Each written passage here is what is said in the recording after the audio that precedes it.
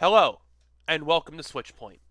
The year is 2016, and it's a bad time to be Capcom. While they had skirted along on good faith, they were one of the main suspects when it came to Japanese studios just having a huge low point in the first half of the 2010s. A lot of the hit games at that time were Western made, and Japan tried to catch up. Hard.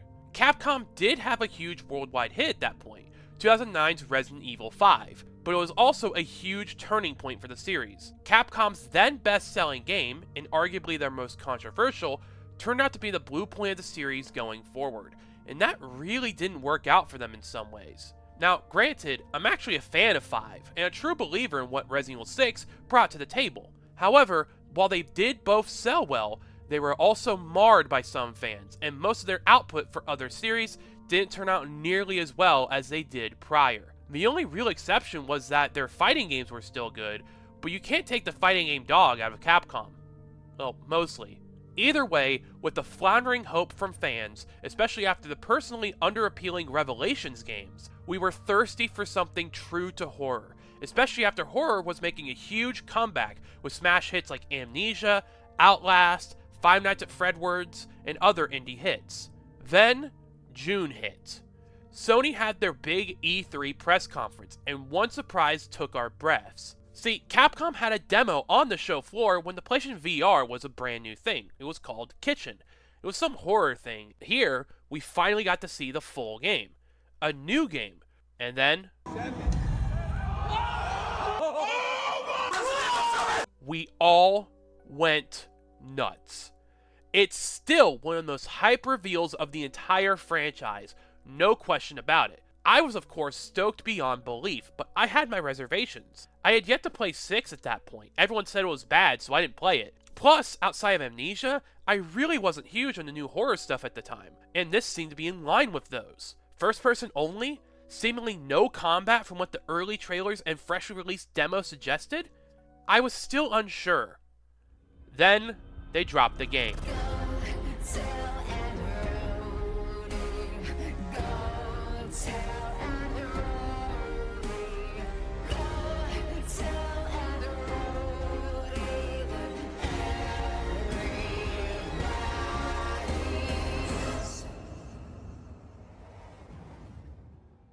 I couldn't hold back. I bought the game. How'd I feel?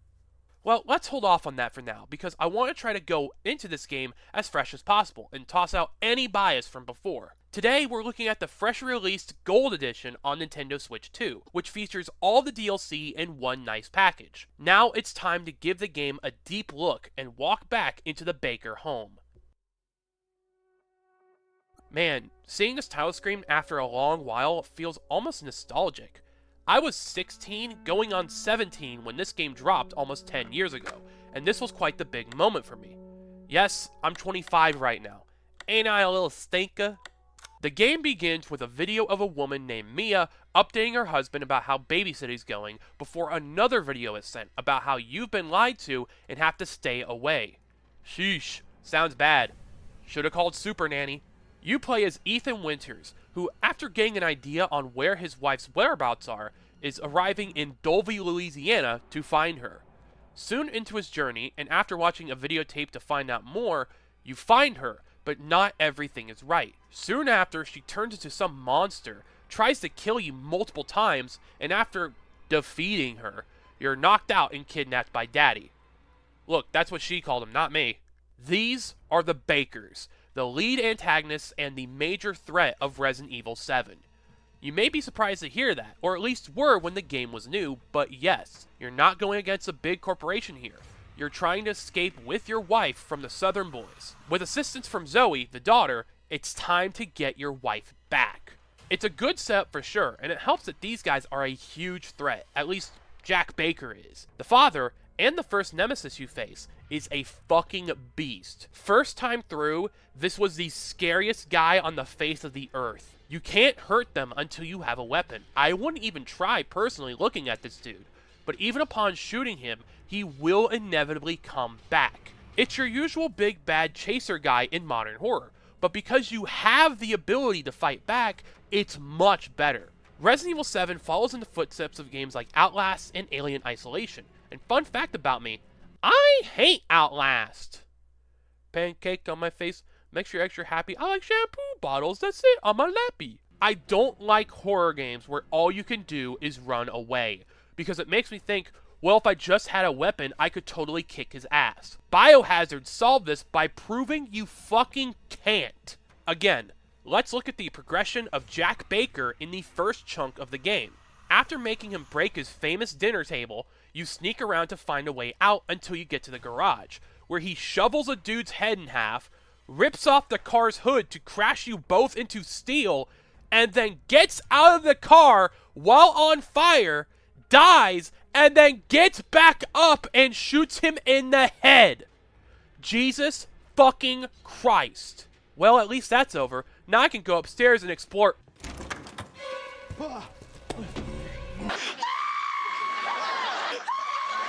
See? This is what I fucking mean. This is scary and makes you feel helpless. Now, while the game doesn't reach the same heights with the following section for Marguerite, it doesn't have to, cause just look at her. Sheesh.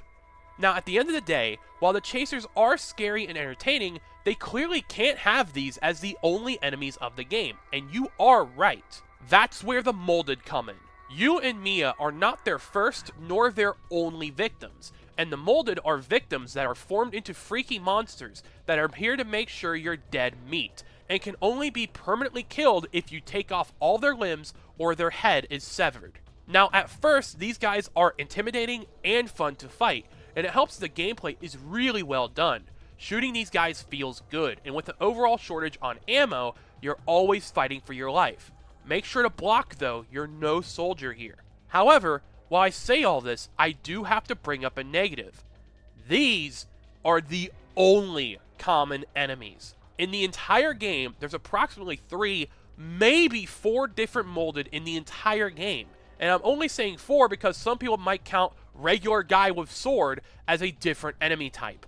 And even then, the final molded type literally shows up in the last hour of the game. While they may be intimidating, they're repetitive and not nearly cool enough to last through the entire game. That's probably why they're mostly a thing in the second half, but I'm still a little disappointed in that front. What I'm not disappointed in is the puzzles. Resident Evil prides itself on puzzles alongside combat, and 7 has some of the best in the entire franchise. I mean, dude, happy birthday. Holy shit. These puzzles are really cool, and while not tough enough to feel like a guide is needed, will keep your brain entertained as you wait around for more chasing and combat. Now, before we continue, I need to get the big elephant out of the way. Seriously, fucking move, dude! Thank you. Let's talk about the perspective change, and how, because of it, people think that this isn't a real Resident Evil game. Not counting Dumbass Survivor or the battle mode in Code Veronica, this is the first entry in the series to be fully played in first person. And before you ask, unlike later entries, this is not an option. The game was made for first person, and it works so well. The enemies get real close in your face, and it helps build the tension. However, at its core, Resident Evil 7 is still Resident Evil. In fact, it's arguably the closest entry in style to the original game. You're stuck in a house with horrible monsters and spend the whole time trying to save yourself and anyone sane from the biohazardous monsters. Alongside the gameplay, lack of ammo, quality puzzles, and the structure of the game itself, this is unmistakably survival horror. If you think it's not, play the game, you will be proven wrong. It helps that the presentation in general is fantastic. The story is dark and macabre at its core, and the style matches. Clearly inspired by movies like Evil Dead and Texas Chainsaw Massacre, Resident Evil 7 has so much dark, dirty, and gross substance to the presentation, and it still looks fantastic. You don't want to be at any place in this game at all, and I can't get enough of it. God bless Louisiana. The music is also sparse but great. The chase and combat music is tense, but the big standout for me is probably the best safe room theme in the entire series. I'd play it through my entire house if I could. Oh, and don't forget about the fantastic voice acting. With his quips and bits, I found myself immediately in love with Ethan, but everyone does a great job. Now, I could go on and on about this game for longer, but, well, actually, what's stopping me? Fuck it, let's go for it. The following chunk of this review is going to go into heavy spoilers, so if you're not wanting to hear about where this game goes, please skip to the following point in the video. Let's do it. So now that we're here, I just want to get one thing off my chest. Well, two things.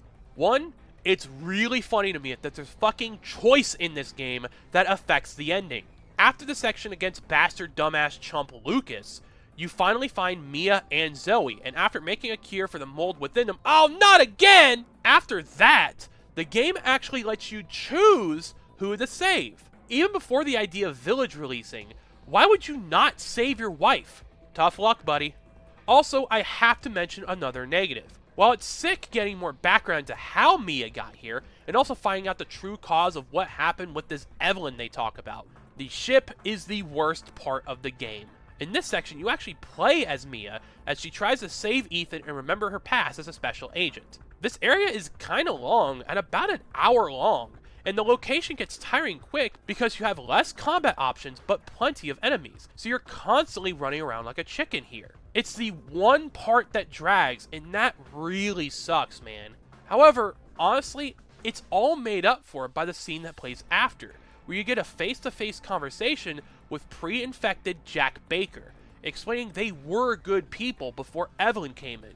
The Biohazard. It's a touching scene and humanizes the monsters you dealt with in a way that I hadn't seen since, like, God, probably the credit sequence of Resident Evil 4. It made me tear up a little when I first played it, and it's still fantastic. And on that note, so is the final section. It's a short trek through a mine, gutting down Molded, as you go to deliver the final hurt on this little gremlin. It's a big set-piece final boss, but it's really satisfying, especially when you get to see Mr. Hunkalicious here. Man, what a game. However, we're not done yet. Since we have the Gold Edition, we've got plenty of DLC to sink our teeth into. We start with banned footage, a set of DLC packs with 2 tapes each, making 4 in total. First, we have Nightmare, where you play as Clancy after his botched filming, and have to survive until dawn against waves of Molded. That's right, we Fazbear here. You can turn on Generations to craft scrap, which you can use to buy weapons and upgrade your stats. It's a fun time, though of course, the inevitable moldening happens when you're near the end, die, and have to do it all over again. Urgh! But the good thing is that after a run, your points carry over and unlock stuff for the next run. It's essentially this game's Mercenaries mode, and in that regard, Nightmare is a fun time, even with the lackluster Molded. Next up is Bedroom, and I absolutely love this one. You, aka Clancy, are now stuck with Marguerite, who's locked you in a room to enjoy dinner. This ain't no fine dining though, so you gotta get out to find some better food. Essentially, this is an escape room, a huge puzzle to escape the room, and it's awesome. One really cool thing about it is that if you make too much noise at any point, Marguerite comes back and you gotta make sure how everything it was when she was last there, or she spits flies at you. It's probably the best piece of DLC here. Next is, for some, the standout. 21 is another Clancy chapter. Man, tough luck for this guy, as he's strapped into one of Lucas's traps and must go against some other poor schmuck in a few rounds of blackjack. So it's poker with a big touch of Saw, and it's also very good, especially when the trump cards come into play, where you can either help yourself or harm your opponent, and they're real fun to use, and annoying as shit when they're used against you. Essentially, they get the job done. 21 does get really tough at points. You can easily lose some of the rounds and eventually die. But I can't lie, it has some of the most memorable moments of mine while playing Biohazard. It's a good. Last up for banned footage is Daughters. This one stands out as you don't play as Clancy, instead as Zoe, as this is a prequel to the base game and takes you through the events of what happened prior to the family being infected. It's a good episode. It's another horror-focused one and really pushes the emotional factor too, as this is now your family being turned into murderous monsters. It's cool, but interestingly enough has 2 endings, as if you do the standard path, you're actually given a bad end and are told, yo, this ain't true. In order to get the true ending, you have to make a few detours, so it's not much of a hassle. Helps if the episode is maybe 15 to 20 minutes. It's not long at all, but I like it. Okay, so banned footage is good, but we've got plenty of content left. Next is Jack's 55th birthday, which is a joke. No, seriously. It's Jack Baker's birthday, and this motherfucker is hungry. Mia's gotta get all his favorite foods and feed him to fill his big belly. Along the way are monsters to kill and keep your timer down, as well as sugar and spices to make the food even better. Each level has a bunch of unlockables and special weapons too, and god damn it, this is really fun! It's silly and goofy, yeah, but it's a good time, and after seeing this guy chase you around and scare your pants off so hard they walked away, it's cool seeing him have a good time. Cheers, Jack. Next up is Ethan Must Die. Ultra hard minigame? Let's see about that.